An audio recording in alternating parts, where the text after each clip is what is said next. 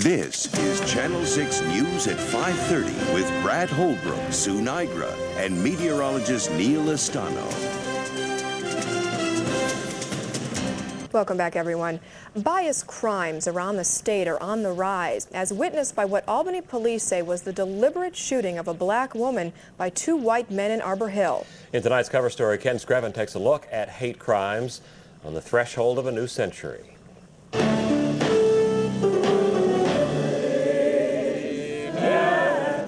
In the streets of a black Albany neighborhood where a young mother was shot by two white men last week, blacks and whites came together Sunday night in fear and frustration over what appears to be a hate crime.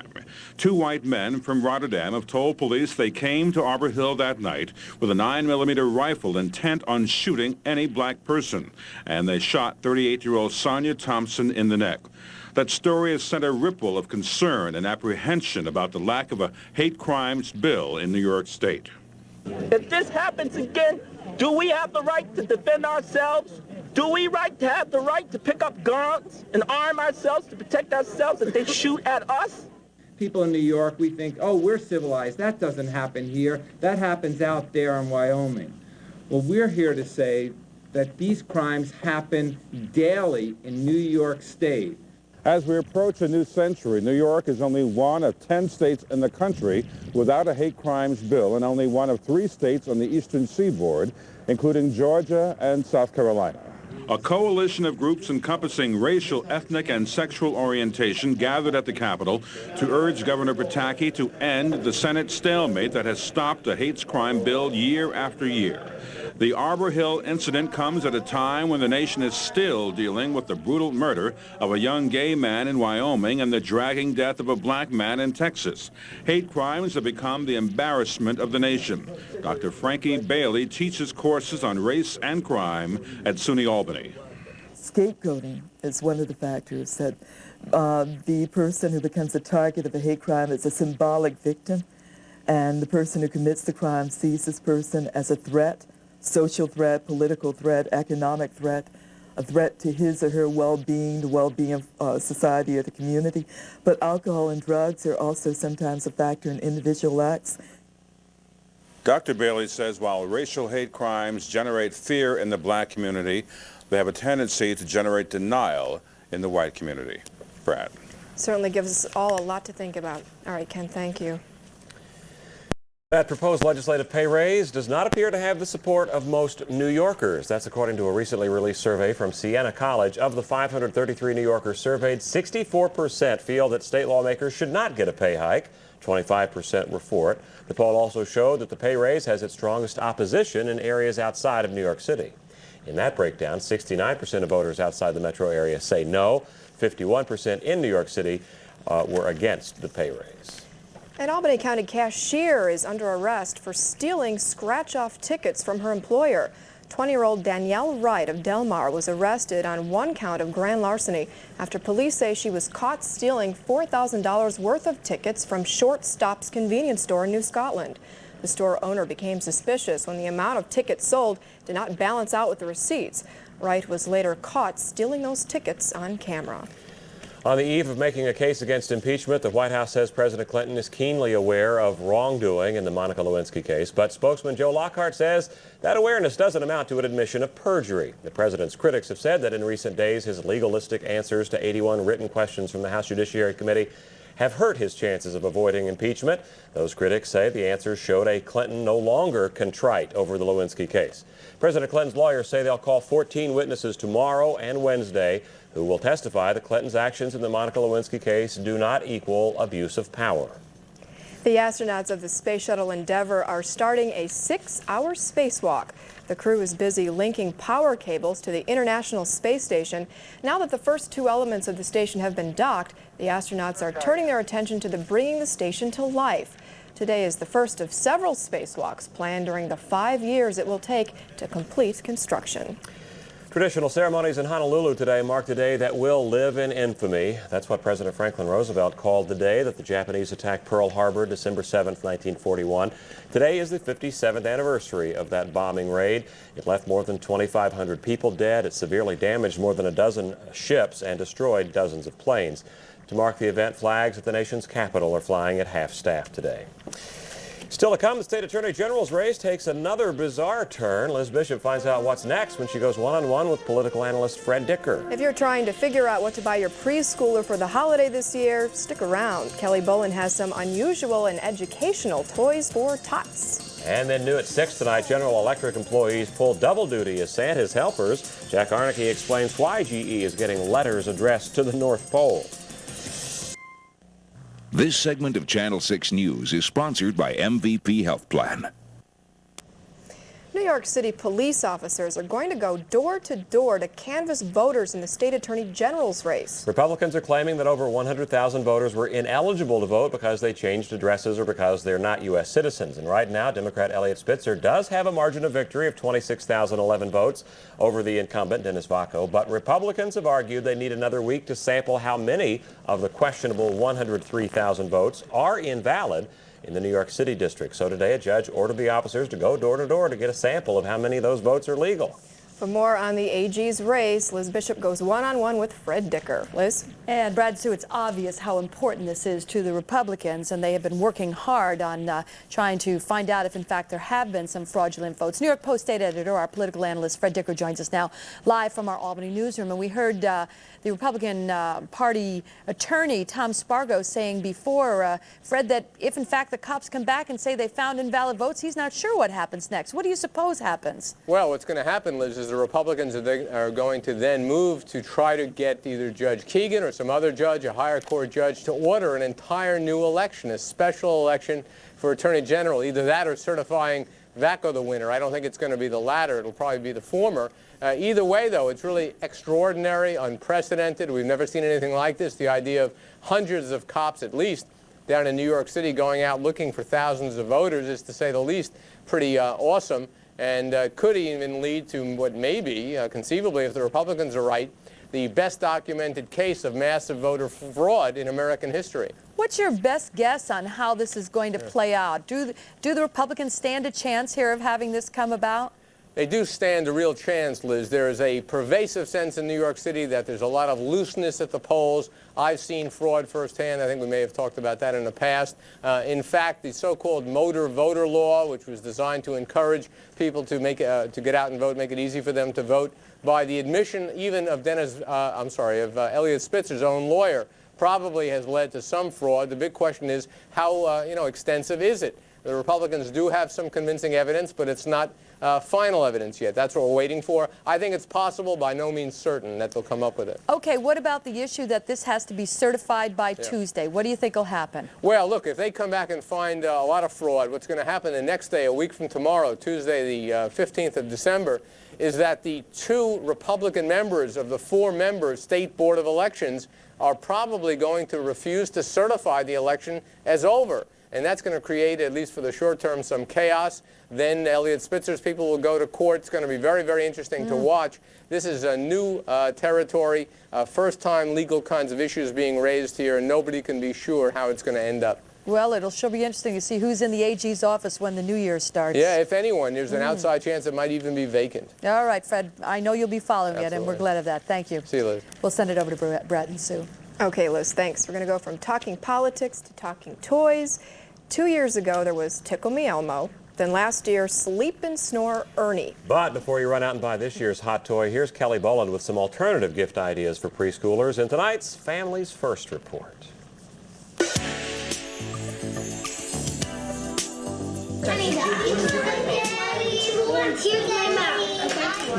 Spaghetti made out of green Play-Doh. Well, anything goes in the mind of a 3- or 4-year-old. Karen Russo is an early childhood educator at the Children's School at Emma Willard. She has some advice for parents buying for preschool children. She's also a mom herself. The old favorites, certainly puzzles. Play-Doh is good. Anything that they can manipulate with their fingers, pegboards. Basically, the kind of toys that encourage learning, creativity, and imagination. No buttons, knobs, or even batteries necessary. The child's brain does all the work. The electronic gadgets may be a bit too much for this age group anyway.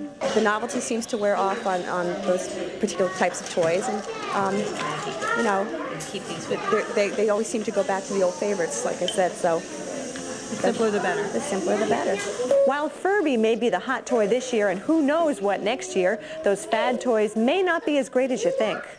At my house, I have a table out with all of his paints and his art supplies, and he seems to like those toys much better than the fad toys that are out. He keeps going back to the old favorites. And they last longer than And they last longer, absolutely. And they don't cost as much, and they're very easy to purchase. You don't have to wait in line for them.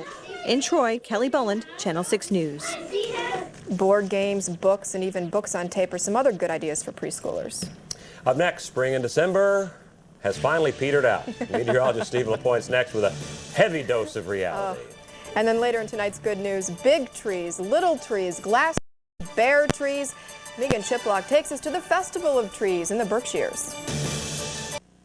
And now, your Storm Team 6 forecast with meteorologist Steve LaPointe. Well, our long stretch of spring weather coming to an end now across the Northeast, but it went out with a bang today. Some huge records falling, especially across parts of New England, with all-time December highs being set. In fact, these records being smashed by anywhere from 10 to 15 degrees in some cases. Providence today up to 77. Boston and Hartford 76 degrees a little earlier this afternoon. Worcester 72. Buffalo, Syracuse, Rochester 69, all record highs for the day. And even Albany at 9:44 this morning, setting a new record high temperature of 65 degrees, breaking the old record by 2 degrees. Not an all-time record high for us, but nevertheless this morning exceptionally warm. But temperatures are falling, not cold, but cooler weather. There's no doubt about that. In the 40s now across much of upstate New York, except the Mid-Hudson Valley, where it's still hanging on to the 50s right now, but even there cooling off. And you can see the sharp contrast right here. This is where the front is, still in the 60s and 70s to the east of the front through the Mid-Atlantic and the southeast, with 30s and 40s to the north. Notice up here in Canada, though, this pool of purple. That's where temperatures are in the 20s and 30s, but also notice how it's basically just sitting on the border. This still does not show any major signs of moving southward. So yes, we're cooling off, but we're not going to be cold by any stretch of the imagination the next couple of days, because that northern branch of the jet will still stay fairly far to the north, and that means temperatures will be moderate, with the exception of a nasty day tomorrow. Temperatures should be pretty close to, if not a few degrees above normal, coming up Wednesday, Thursday, Friday, and possibly even into next weekend. With the main storminess developing off to the south and west with this southern branch low pressure system, we'll have a weak system zipping through during the day tomorrow, and that's going to give us a fairly unpleasant dose of reality with some rain and sleet and even some wet snowflakes mixed in, but again, not a big storm. We're looking at the clouds now developing on the back of the front in here. No area of low pressure as of yet, but by this time tomorrow, certainly, we'll see this area of rain expanding. This first batch associated with a little jet stream disturbance will stay to our south overnight tonight. Plenty of high clouds keeping us fairly cloudy through the nighttime hours. But again,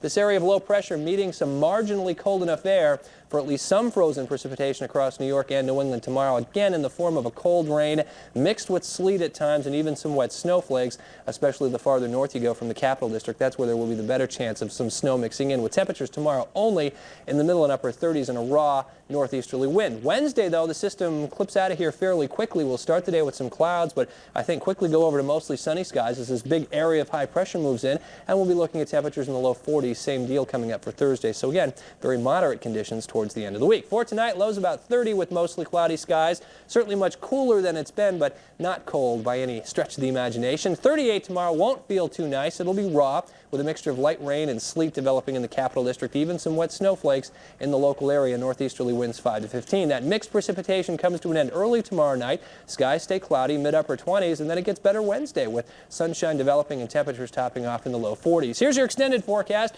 Low 40s Thursday, close to 40 with maybe a snow shower Friday morning, and about 40, maybe 42 again coming up on Saturday with at least a mixture of clouds and sunshine. Overnight lows will be in the 20s, and again, that is about where temperatures should be for this time of the year. So at least it's not going out with a harsh freeze coming in. Typically, or at least in some cases, we can go from 60s to teens. And that's you guys kept telling us it was going to come to an end, and I didn't want to believe you. I know, but it only has to. It's actually a fairly easy prediction this time of year. Exactly. Thanks, Steve. All right. A lot of people spent the weekend getting their Christmas trees up and putting their holiday lights out. And lights were certainly abundant at this house we're going to show you on Albany Street in Schenectady. The flashing lights and stars make it look a little like a disco, I guess you'd say. Someone's been hard at work there. If there's a ho-ho house like this or not like this in your neighborhood, let us know. Just call us on our tips phone at 346-TIPS, or you can email us at hoho@WRGB.com. Strong start to the work week on Wall Street. Just ahead, we'll have the numbers for you. And it's a tough job, but somebody's got to do it. Jack and Consumer Reports put some popular Christmas toys to the test, and you may be surprised by what they found. The Ho-Ho Hotline is sponsored by Curtis Lumber and Taft Furniture.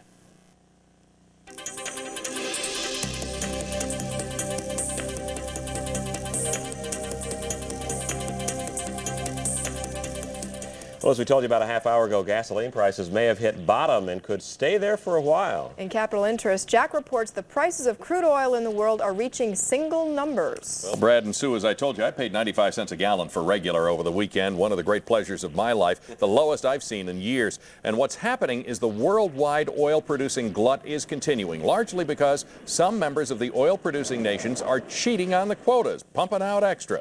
In London, the price of a barrel of Brent North Sea crude fell below $10 a barrel for the first time since 1986. The single number closing at $9.94. The price of a barrel of crude on the New York Mercantile Exchange climbed 30 cents, closing at a still very low $11.47. It started, and expect more of it. Utilities being bought out. Boston Edison today agreed to acquire Commonwealth Energy Systems, also around the Boston area. It's all part of the shakeout of utility deregulation. It's happening in New York, too. Con Ed is buying Orange and Rockland Electric and Gas. Utilities like Niagara Mohawk are already getting out of the electric generating business, instead being buyers and sellers of power. And it won't be long before our neighborhood utilities may be affected one way or the other by offers to buy or be bought. Some Christmas shopping season help for you. When you buy a toy, especially a kit, you're counting on being able to make what's on the cover, on the picture. Consumer Reports just tested 30 educational toys and found a few problems. The picture on the package for this motorized pottery wheel kit from NSI makes making an attractive vase look easy. Although the testers liked working with the clay and the wheel, Consumer Reports found what they made could be disappointing. We tried our best, but the best we could do was this little thing here. Testers enjoyed this ant factory by Educational Insights when there were ants, but one batch of ants arrived dead, another batch escaped their container, and a third batch never arrived at all. Another problem, this Dowling Magnets electromagnetic science set in its instruction manual has several projects that need 2 battery holders. The set comes with one. Just because a toy claims it's educational doesn't mean that it's well conceived or is not free of hype. For instance, Consumer Reports says kids who like scientific experiments may enjoy this Smithsonian crystal growing set, but they may also be disappointed. This is what testers made, which is a far cry from the gem-like stones on the package. Another toy, the Smithsonian Mega Science Lab. Consumer Reports testers couldn't make what was pictured. The fiery volcano on the box seemed like a major eruption, Vesuvius in its heyday. But all testers could achieve was a sputtering cone of baking soda and vinegar. I made that one. Yeah. That's why they call these educational toys. Yeah. You learn. You learn about big business. Yes. Thank you, Jack. Now for a look at what's coming up new at 6, here's Liz in the Channel 6 newsroom. Liz? And coming up tonight at 6, letters to Santa. Every kid writes one and then, of course, addresses it to the North Pole. Tonight we'll show you why hundreds of them end up at the GE main plant, and then what happens to them. Plus, tonight in Dina Cola's World, a new perspective on America. Dan shares with us a powerful new book that could make a meaningful holiday present, he says, for someone you love. And that's all coming up in just a few minutes. We'll look for you. All right, Liz, thanks. Toys, trees, and plenty of holiday cheer. Still to come tonight, we'll go over the river and through the woods to a festival that's sure to make you smile. Well, if you're having a hard time getting into the holiday spirit because of all the warm weather we've had, maybe a trip to the Berkshires could help. It's not a winter wonderland there, but right now you could catch the 14th annual Festival of Trees and Holiday Experience at the Berkshire Museum. Megan Chiplock shows us why this is more than just a holiday display. The memories of Christmas, waking up, opening presents, and trees. You'll find more than 200 Tannenbaums at the Berkshire Museum's Festival of Trees and Holiday Experience. Some big, some small, some upside down. It's a fundraiser to raise money for the museum, but it's also a way for the community and people to pull together. Every time I come through the galleries, I see a tree I haven't seen before. There's the glass tree, a bare tree made out of chicken wire and straw. The Y2K bug hasn't sapped the spirit here.